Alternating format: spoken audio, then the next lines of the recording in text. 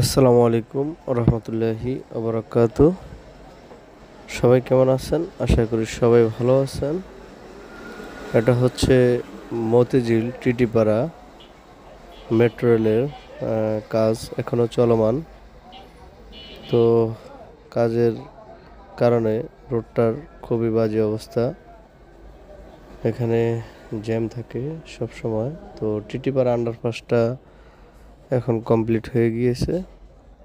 হঠাৎ এদিক দিয়ে আসলাম, তো রোডটা দেখে খুবই ভালো লাগতেছে। উপরে মেট্রোর কাজ চলিতেছে, হয়তোবা কিছুদিন পরে ইনশাল্লাহ ঢাকাবাসী সুফলতা পাবে ইনশাল্লাহ।